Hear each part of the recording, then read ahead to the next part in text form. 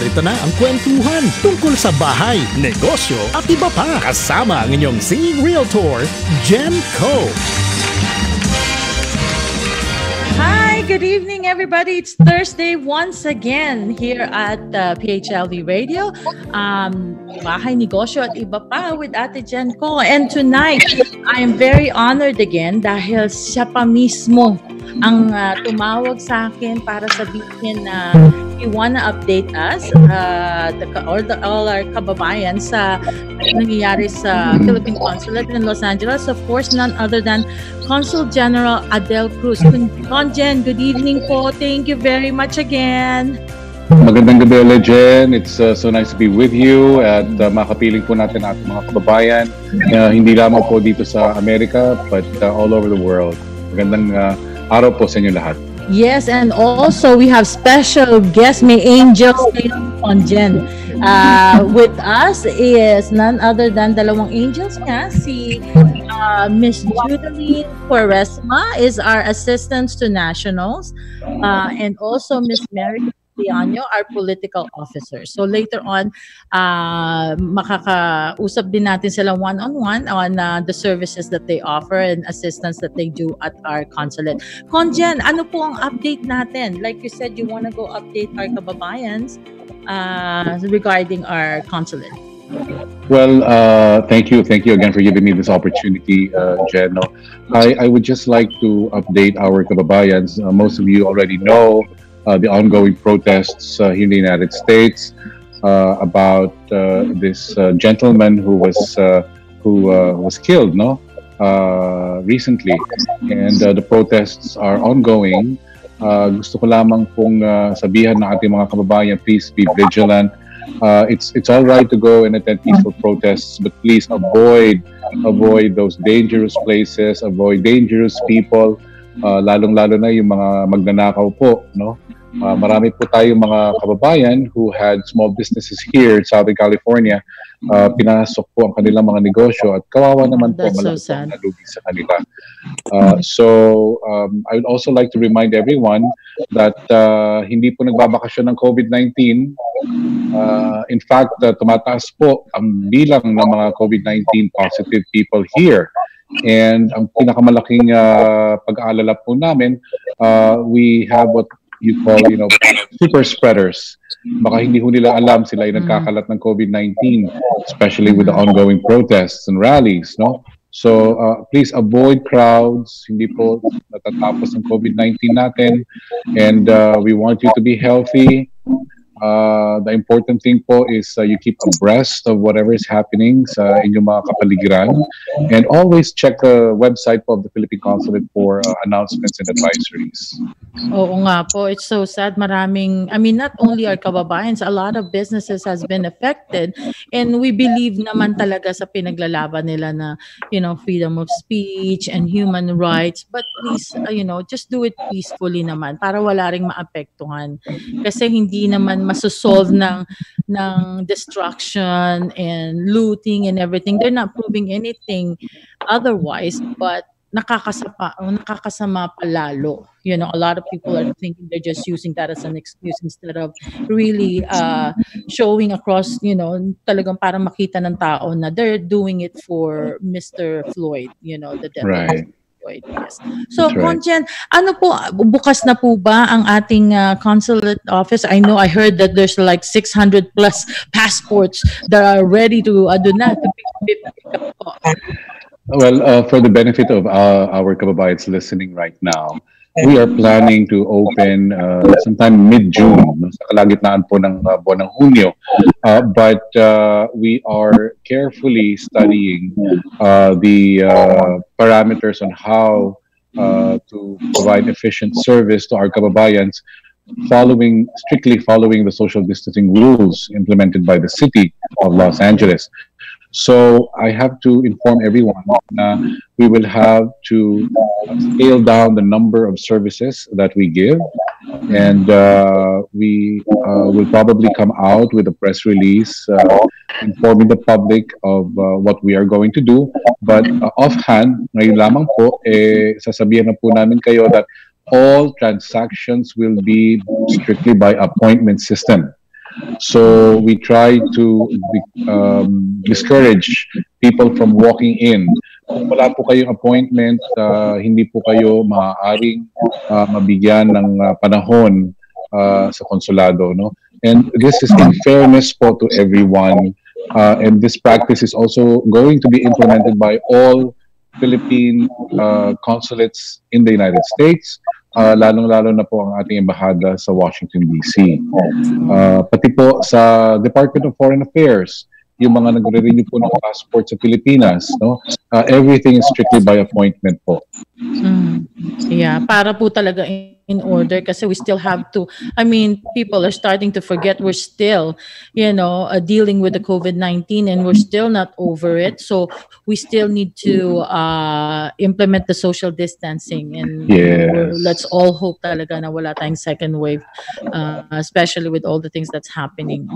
So, isang ipapakiusap ko po sana, alam naman po natin na bakasyon ngayon, no? So kung kayo po ay pupunta sa konsulado, sana naman po, kung sino man ang may transaction lamang, siya lamang po ang pwede makapasok sa konsulado. Kasi we have had experiences po, magre-renew ng passport, isang tao, kasama po yung asawa, 3 anak, kawawa naman po yung espasyo na nakalaan po sa ibang mga aplikante din, no?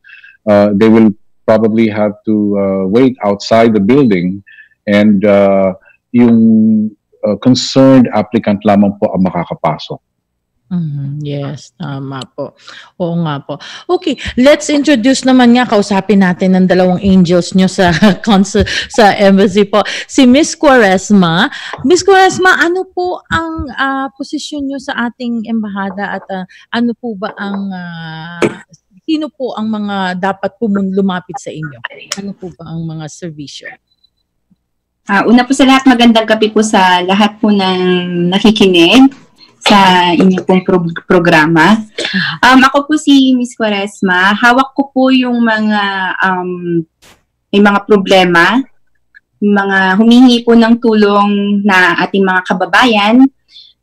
Yun po yung mga inaasikaso ko at na-handle ng mga cases po na kailanganin ng serbisyo po ng konsulado. Oh, okay. Kayo rin po ba ang nilalapitan? For example, somebody is about to retire for good in the Philippines, they need to get information po, para sa pag-uwi nila sa Pilipinas, kung magbabayad ba sila ng tax, kailangan ba nila kumuha ng container van, ano ba pwede nilang gawin? Kayo rin po ba ang dapat lapitan doon? Hindi po. Hindi ba? Ang ano po din is ang may hawak po noon is doon po sa ating visa at saka doon po sa mga, kung may mga dokumento po na kailangang ipanotaryo, doon po sa notary po yun, ma'am. Okay po. So, ano po basically yung mga inilalapit sa inyo ng ating mga kababayan pag meron silang mga hinaing o kailangan ng assistance po? Yung mga, po, nagkaroon po ng problema sa kanilang mga asawa, yung mga naabuso, okay. Mga abuse, domestic violence, ng mga trafficking. Yun po yung mga katulad ng mga kaso na lumalapit po dito sa akin, ma'am. Yun po yung mga karamihan po na hinahandle.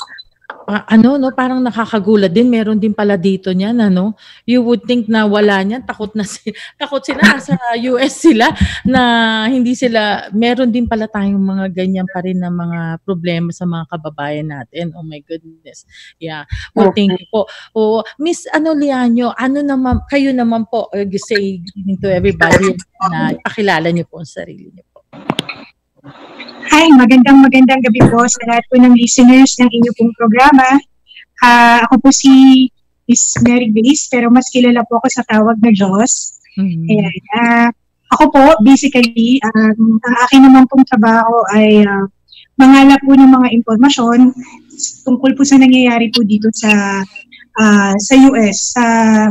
within the jurisdiction po ng aming konsulado sa Southern Nevada, Arizona, at saka po sa Southern California.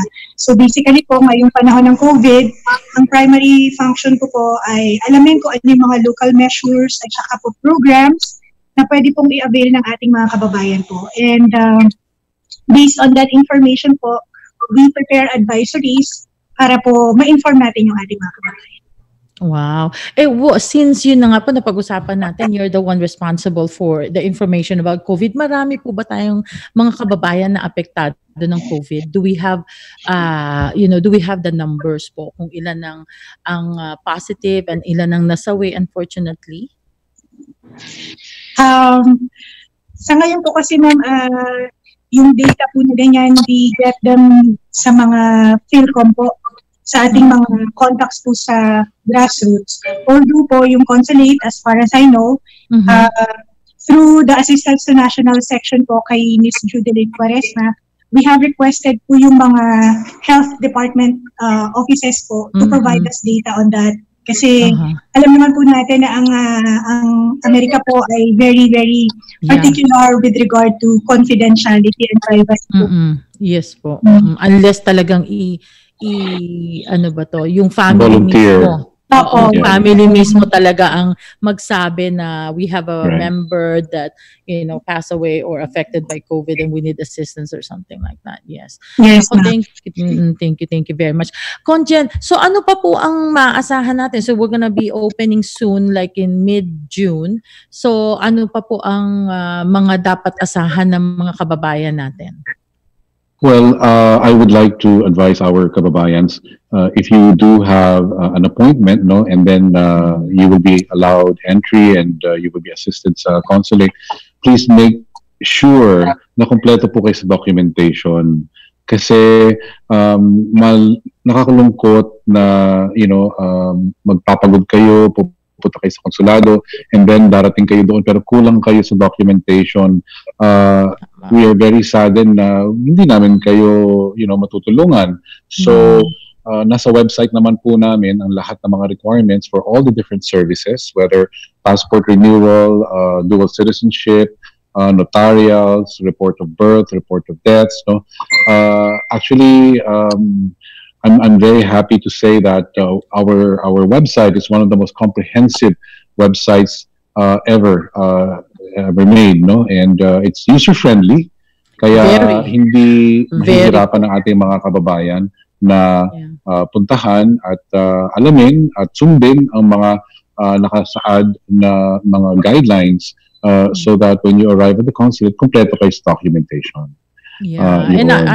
And I can attest to that na I'm one, alam po ni Kuya Yoyan at dito sa PHLV Radio, ako ang pinaka non-techie person sa panahon ngayon. So, nung nakita ko nga po yung website natin, sabi ko, wow, iba na siya and very easy to maneuver talaga. And then, one click lang makikita mo talaga yung different na kung ano yung mga naka-outline doon kung para saan yun, ano ang kailangan mong papeles, kung ano yung download mo. It's so easy. Talagang napakaganda po. And again, we want to tell our kababayans nga na everything is done through appointments. Even sa DFA natin sa Pilipinas, because of the pandemic that is still happening na unfortunately hindi pa tayo tapos. Conjen, meron na naman po, alam nyo naman, kadalasan pinetext ako ng mga questions ng mga kababayan natin and then a lot of them, sabi ko nga, I cannot answer it because hindi naman ako at saka mas maigi na po nang galing sa inyo. Again, yung isa pong concern yung isang kababayan natin is ang narinig daw po niya is when you're a dual citizen and you're outside the US at merong aberya na nangyari, for example, sa Europe, and kailangan ng tulong, pag nalaman daw po o alam daw po ng US government na dual citizen, then hindi raw po sila tutulungan because they're dual citizen. Kailangan daw po Pilipinas, ang embahada ng Pilipinas where they at ang tutulong. So ano po ba yun? Hindi ko naintindihan yun. Well, para sa akin po, the moment you take your oath as an American citizen, ano man ang lahing pinanggalingan mo, obligasyon ng bansang Amerika na tulungan ka kung saan ka man naroon. right? That is constitutionally that's a constitutional right of every U.S. citizen, whether you are natural born or you are a naturalized citizen.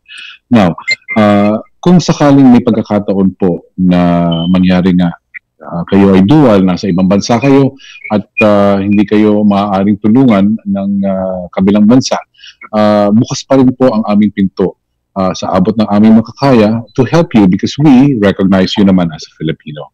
No, and we have so many embassies and consulates all over the world, and with the help of the social media right now, no, ang pinakamaganda po na gawin kung may hihingi ng tulong is to send an email.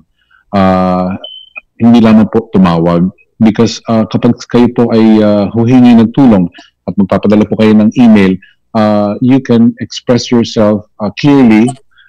And you can give all the facts, no, dito sa email na ito para makapag-decision po ang Philippine Embassy or Consulate kung paano kayo tutulungan.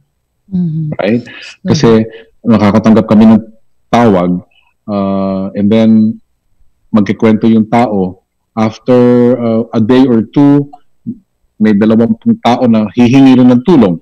So, minsan mahirap din tandaan lahat ng mga problema, lalo-lalo na yung mga particular. So it's always best to send an email detailing your condition and also requesting for what particular assistance from the Philippine government you want. Mahalaga po yun. Oo nga po. Oo nga po. Siyempre kung tumawag lang po sila, 5, 6, 7, 10 na ang natanggap na tawag, hindi naman po lahat madidetailed. At least makita po talaga, mabasa ulit ng embahada natin kung ano ang kailangan nila and then they can go ahead and assist. So, hindi po talaga totoo na hindi sila tutulungan ng US government o alam ng US government Filipino citizen o dual sila, kaya hindi sila tutulungan. Alam niyo, kung sa akin po mangyari yun, no, i-report po ninyo sa US government na kayo ay US citizen at ayaw kayong tulungan ng konsulado na yun o embahada na yun. No? Karapatan po ninyo humingi ng tulong at obligasyon naman po ng bawat civil servant ng iba't ibang mga bansa na tulungan ng kanilang mga mamamayan sa iba't all over the world. I think po siguro ang sitwasyon is because alam naman po natin ang embahada ng Pilipinas ay tumutulong talaga sa mga kababayan natin no matter what, monetary wise or anything at all, even plane tickets or anything. I think maybe siguro ang sitwasyon is they need assistance money wise or financial wise, and maybe that's why hindi sila natulungan ng US government. Pwede po yung mangyari, diba?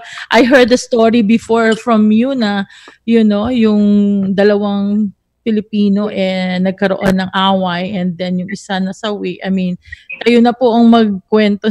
May nangyari na tinulungan nyo na yung nabaril and then yung bumaril, binigyan pa rin ng embahada natin ng tulong na kumuha ng lawyer. So lahat Philippine government ang sumagot lahat nun. Well, syempre sa batas naman po, di ba, you're innocent until proven guilty. Yes po. And any Filipino, basta Filipino citizen, any Filipino must be given assistance. Yan po ang kinagandahan ng ating gobyerno, no? Lalo na po sa pamumuno ng ating mahal na presidente. Galit na galit siya kapag may Pilipinong hindi natutulungan. So, we make it a point na being public servants, saan man po kami mapunta, saan bahagi man po ng mundo, we are always there to help our distressed kababayans. And if I can qualify further, yung mga humihingi po ng tulong, let's say gusto umuwi ng Pilipinas, gusto humingi ng tulong po sa embahada, no, or sa konsulado, kung 5 po ang anak, 3 ay doktor, 2 ang nurse, we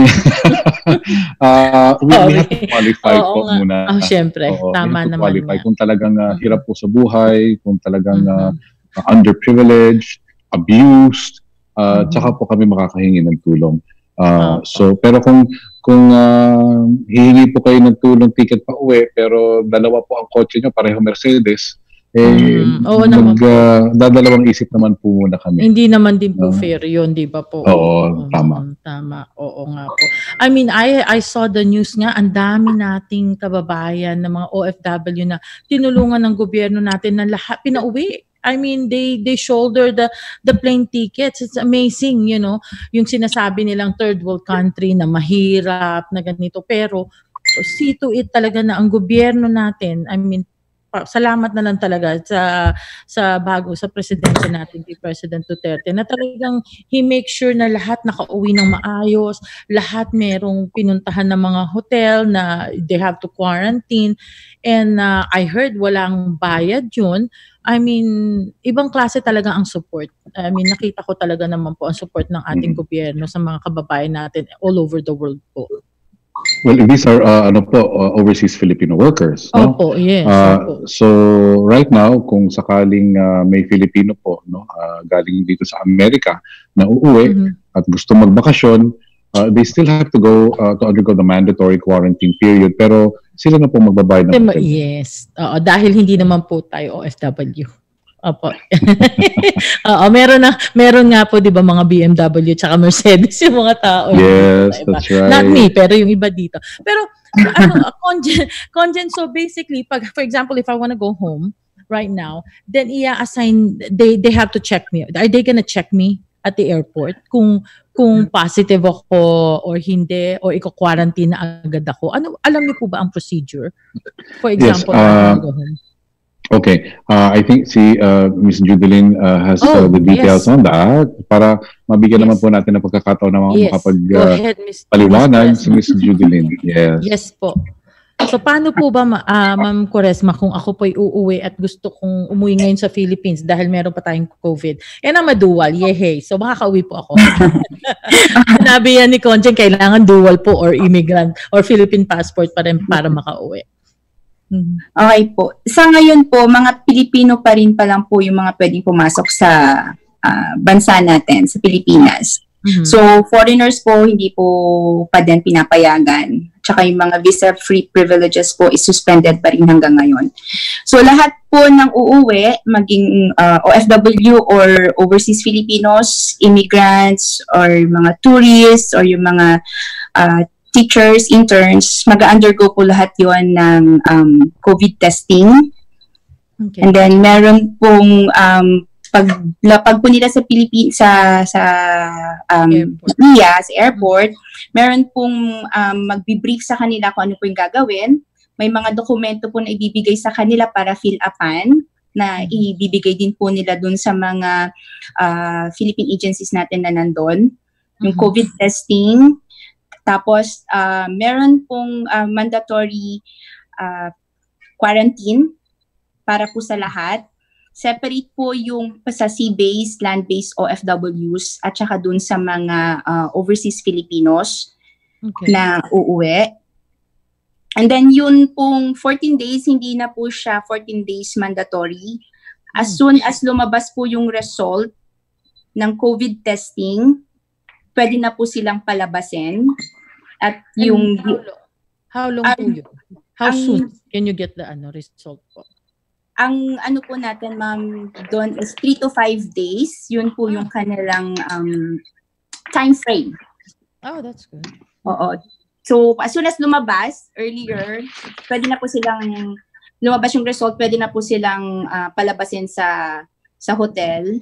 And then, meron na din pong mag-a-assist sa kanila para po dalhin kung saan po yung kanilang probinsya or kung saan pong bayan sila sa Metro Manila na uuwi. Okay po. So yung hotel po na, yun po ba specifically for para sa quarantine lang po?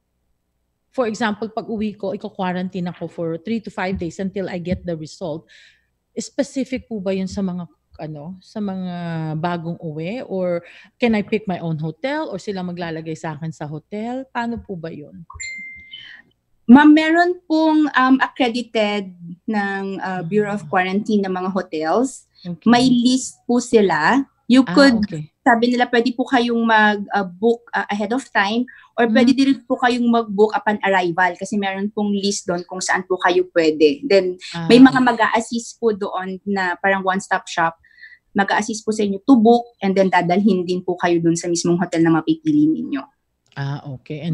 And I'm pretty sure dahil pinagdadalhan nyo naman kayo ng quarantine, lagi nilang nililinis, Kasi yun na nakakatakot mo mamaya.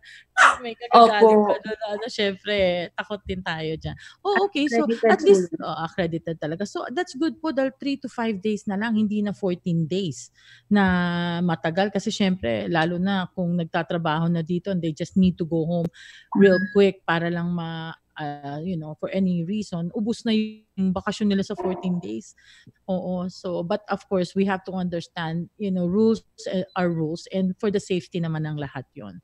I see. So, okay na po pala. So for example, hindi rin pwedeng pag hindi Filipino citizen or immigrant or OFW, kahit for example ako, kung isasama ko ang husband ko at hindi siya dual citizen, hindi pa rin siya pwedeng pumasok? Or pwede naman? Kasama nyo, ma'am. Pagkasama ko pwede? Okay. So pwede kasama pa rin. Kasama nyo po pwede. Okay. Oo. Dalin lang yung marriage certificate. Make sure. Proof of ganon. Yung mga kababayan natin. Kasi alam mo naman dito sa Amerika, hindi kailangan pareho ng apelido nyo. Ganyan. So, para ka pa lang sa ibang bansa, you have to show your marriage certificate na talagang kayo ang mag-asawa. I see. So, pwede naman pala. Okay. So, yun ang mga update natin. So, yun pa rin po ang hindi pa rin pwedeng umuwi sa Philippines unless yun pa rin ang natin, guidelines ngayon. They have to be a Filipino citizen or holding a Philippine passport or a dual citizen. I see. So lahat po ba, I would like to say hello sa ating, nakikinig po sa atin si Conjen sa Washington DC. Hello po. Nakita ko lang po lumabas. Si Conjen JV. Yeah, good evening po, Conjen. Yan, nakikinig po siya. Watching po siya. Ayan. And so ano pa po ba, Conjen, ang mga, so wala pa rin po tayong schedule outreach, dahil nga po sa pandemic natin so far. Yes. Wala pa tayong mga schedule. Before I answer that, gusto ko sanang supportahan din yung sinabi ni Ms. Quaresma na kung kayo ay uuwi, it is most advisable na makapag-book ahead of time kayo. Kasi mas mabuti na yung bago kayo umuwi, nakapag-reserve na kayo ng kwarto at hotel because you have to understand, marami po ang umuwi ngayon at hindi ho ganun kadali na tulad ng dati, pagdating nyo sa airport, you go through immigration, you get your luggage and you leave, no? So everybody will have to go through this series of tests and different stations bago kayo makalabas. Kung sakaling 3 eroplano po ang umuwi sabay-sabay at wala po kayong advance booking, and then pipila po kayo doon sa mga nauna sa inyo para makapili at makapunta sa hotel. That now takes many hours. Kaya marami ang nagsasabi na ang tagal nila sa hotel, 10 oras sila. Kasi naman 2-3 eroplanong nauna sa inyo at wala kayong reserve booking, no? Ayan. So that's our our advice. Now, with regard to yung mga outreach, no? Unfortunately sa ngayon, wala po kaming nakaschedule na outreach anywhere within our jurisdiction. So our kababayans will need to understand that if they really have an emergency, they're welcome to set up an appointment para naman sila ay pumunta na lamang sa consulate. Opo. Conjen, regarding that advance booking po, pagpa-uwi, saan po natin makikita ang list ng mga hotels, accredited hotels, para makapamili na po, makabook na po? Ms. Quaresma, meron po ba tayo? Yeah. Saan po pwede? We can send it. Ba tayo? Meron po tayong pinost sa Facebook account po ng Philippine Consulate LA. Special advisory po yon, ma'am. It's also with the algorithm on how inbound passengers would expect pagdating po sa Pilipinas. Nandun din po yung mga list of hotels, accredited hotels po ng Ay, nako. Thank you. Special advisory po yun. Special advisory. Ma'am Jos, meron po ba kayong gustong ipahatid sa mga kababayan natin? Especially, alam nyo ang mga statistics, ang mga nangyayari ngayon. Is there anything that you want to say to our kababayan? Kasi hindi ko kayo matanong, hindi ko alam kung itatanong sa inyo. Sayang ang beauty nyo, naka-ano lang dyan. Opo. Palagi ko po na banggit naman na po ni Conjen yung mga essential information po na kailangan malaman ng ating mga kababayan. So, as mentioned by Conjen Adel Cruz, we strongly encourage our kababayans to visit our Facebook page account. Tsaka po yung ating website, which is www.philippineconsulateLA.org. Nandoon po lahat ng ating mga announcements, advisories, all information po that impact our kababayan. So, nandoon po sa aming website. So, and then sa Facebook po is Philippine Consulate LA. Yes po. And we make sure po, ma'am, na we reply agad sa mga nagpapadala ng inquiries sa ating page at yung mga nag-i-email po. We try to respond po as soon as we can. So, for those who have questions and have concerns po, feel free to email us or to send us your concerns po through our Facebook website and emails po. Ay, thank you very much po. Conjen, yung list po ng ating mga accredited din na mga shippers po sa mga kababayan natin that they wanna go home, ando dun din po ba sa natin, sa website natin, or we have to email you for those lists? I would recommend kasi iba-iba ang requirements at kwento ng bawat tao na uuwi, no? So we have to treat each case differently and tailor fit our advice to that person, no? Nandun na rin sa aming website yung link kung kayo ay mag-uwi ng sasakyan papuntang Pilipinas. Everything's there. So and then if you need guidance, no, again, we have people to help and guide you kung anong agency sa Pilipinas ang pwedeng sulatan or padalhan ng email for more clarification. Yes. Kasi but right now we don't have any accredited shippers. We of course defer to the better judgment of our kababayans na kung makakapaghanap sila ng mas mura, more dependable. We would like to of course obtain information, share with us your experience para naman kung kayo ay napasaya at nakatipid ng malaki, we would be more than happy to share that information with our kababayans. And excuse me, sana naman lalong-lalo na po ngayong COVID, no, bago po nating tulungan ang mga negosyo ng ibang lahi, sana naman tulungan po muna natin ang mga negosyo ng ating mga kababayan, di ba? Tama po. Kasi ang kinakatakot nila, ang sabi, siyempre, of everything is hearsay, na may dagdag kwento na nagsanga-sanga na pag nag-uwi raw po na sasakyan or container, nagbayad na po dito, then pagdating doon, pahihirapan po sa custom, magbabayad ng panibagong 20,000 daw. Mga ganun, sabi ko. Ayan. I'm glad you asked that. I'm happy that you asked that. Ito po ang may papamahagi ko sa ating mga kababayan.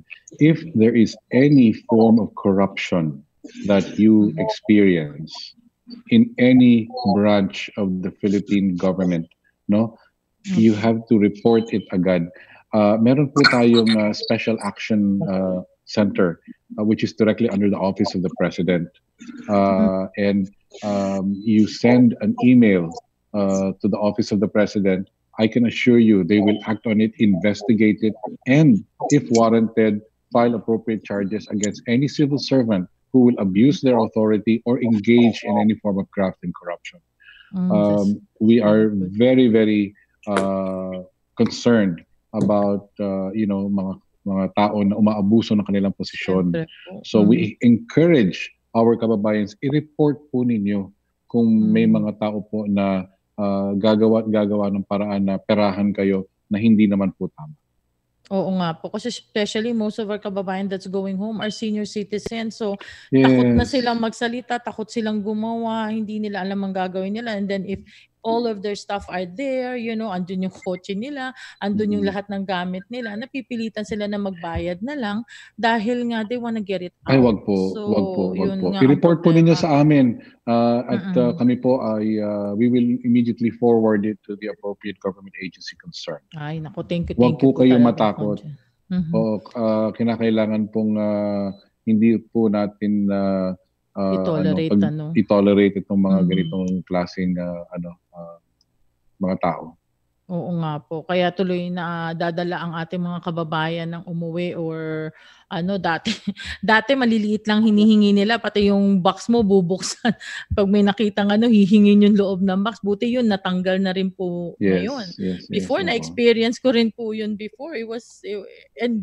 Before bata pa rin ako noon, na unang uwi ko sa Pilipinas. So I thought, sige na nga, okay na lang para makalabas na lang rin po ako. So, syempre marami po tayong mga kababayan na ayaw na lang ng hassle o kaya takot din dahil baka ipitin sila and things like that. So, that's really nice na talagang ang gobyerno natin ngayon talaga is pro-kababayan talaga, na they want us to come home. They want us to be comfortable going home talaga. Yes, of course. Oo. At iba pa rin po ang bumalik sa sarili mong bayan na sinilangan. Ay, nako. Totoo po yan ako. I'm sorry, ako nakikipagtalo po ako sa mga taong sinasabi, ako ayoko na umuwi, hindi masarap doon. No, iba pa rin po talaga ang Pilipinas talaga. Pag umuwi tayo na talagang doon pwede tayong mabuhay na wala tayong trabaho kung tutuusin. Magtanim ka lang dyan or mag-ano ka lang. Kaso pag masyado kang social, hindi pwede. So, ayun.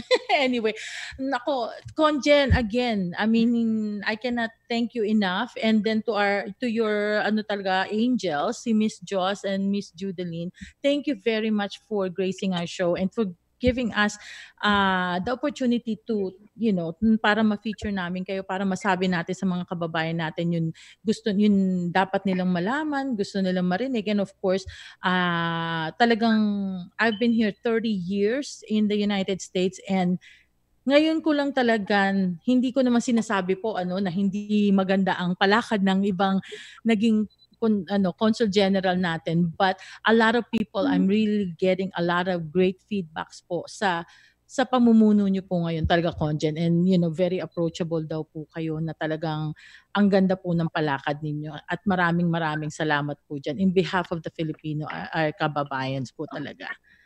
Yeah. Thank you very much, Jen. I would like to also acknowledge and of course thank my colleagues at the Philippine Consulate, kasi yes po.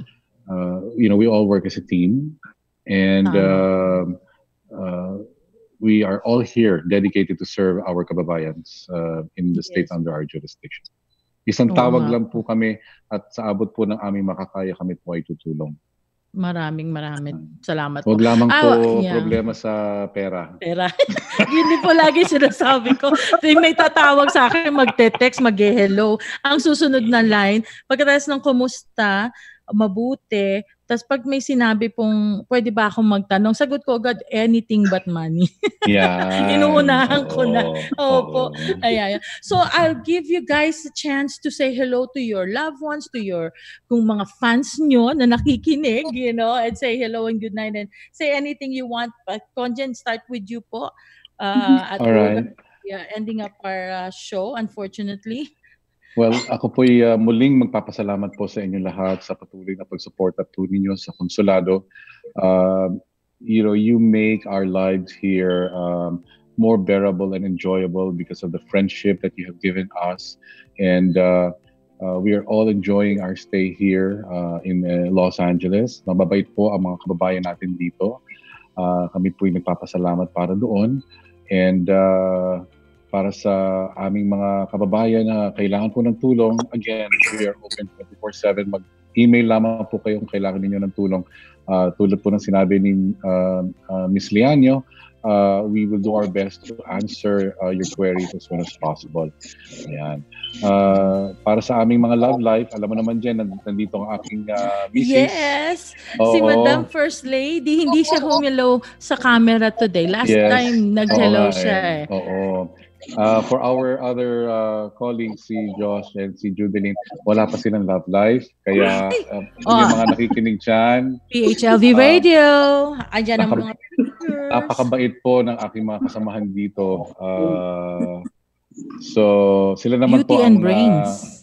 Sila naman po ang babati sa inyo. Yes, Miss Josh. Yan. Ang ating beauty, one of our angels, the Beauty and Brains. Ayan. Very available, PHLV. Muli po maraming salamat po sa pagkakataon na binigay niyo po sa Konsulado para po ma-update natin yung ating mga kababayan na nandyan po ngayon sa Las Vegas. Siyempre po, kung may babatiin man ako yung mga kasamahan ko po sa Konsulado, sila po ngayon ay mga nanonood, nakikinig sa atin. Siguro po yung message ko lang po muli sa ating mga kababayan, feel free to send us your message or your concern po through our Facebook website or yung mga emails po na nakalagay po sa ating official Facebook account. Ingat po tayo, hindi lang sa COVID, kundi din po sa ongoing protests na alam naman po natin na nagda-die down na po. Yes, and God bless you. Thank you, Miss Josh. Miss Judeline, another single, ready to mingle, Beauty and Brains na angel ng Konsulado natin. Tamo, may mga name na ako, ha? Sige, kayo naman po, Ma'am Judeline. Maraming salamat po sa pagkakataon na ibinigay niyo po sa amin para po sa paglilingkod po sa ating mga kababayan, lalong-lalo na po dyan sa Las Vegas. Huwag po kayong mag-atubiling tumawag sa amin at humingi ng tulong. Nandito lang po kami sa abot ng aming makakaya. Ibibigay po namin tulong na karapat-dapat po para sa inyo. Open po kahit po sarado physically ang aming opisina. Nandito po kami. Isang tawag lang, email, bukas po kami para po sa inyo. Yun lang po, maraming salamat at mag-ingat po kayo lalo na po sa COVID at sa mga protesta na nangyayari po ngayon. Yes, thank you. Thank you again very much, guys. Thank you very much po ulit. At sa uulitin, wag po kayo mag-atubili. Conjen, sinasabi ko na po ngayon dahil sinabihan na po ako ni Tita Josie Harrison, ang ating nanay ni Jokoy, of course, na hihiramin daw po niya kayo sa akin. For next time po sa July daw po. So we would love to meet them. We would love to meet them. Yeah. Yes, mabuhay po kayo, Miss Jen. Thank you po, Conjen. We'll see you guys here. We'll play golf. We'll eat the sushi. The angels are very welcome to come over too. And then may sorpresa din po ang PHLV yan sa California very soon pag okay na po lahat. I would just say, magpapaalam po ako sa inyo, Conjen, and to our lovely ladies, the single ready to mingle guys. So pwede nyo message if you want their information. Joke lang.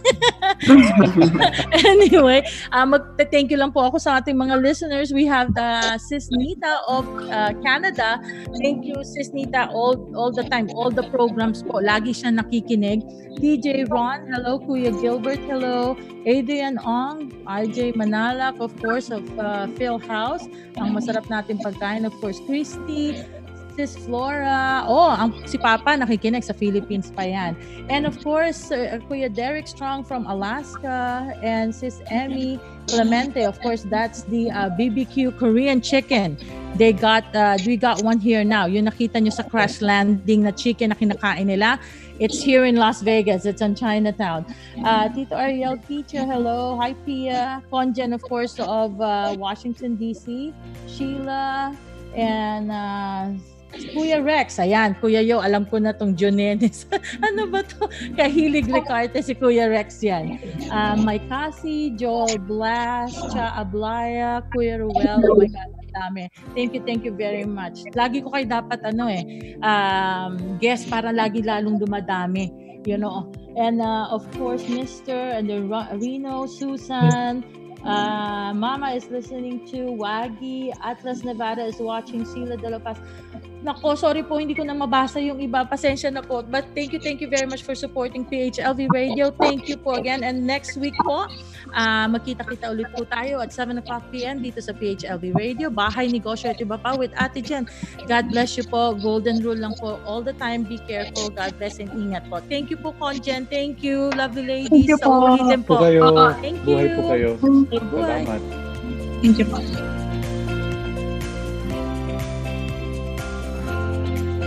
Magbabalik next week ang kwentuhan tungkol sa bahay, negosyo at iba pa. Kasama ang inyong singing realtor, Jen Co. Every Thursday, 7 p.m. on PHLV Radio. Hatid sa inyo ng Berkshire Hathaway Home Services of Nevada.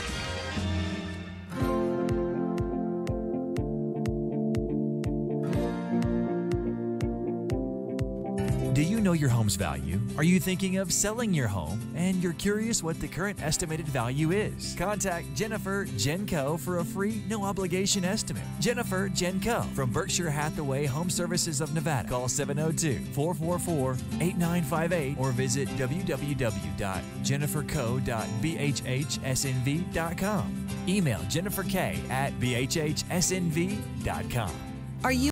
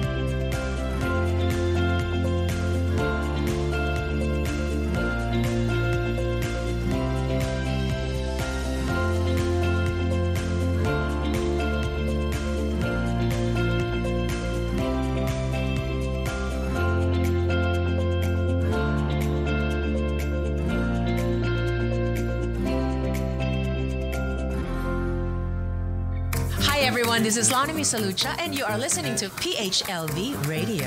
Your Filipino radio experience is finally here in Las Vegas.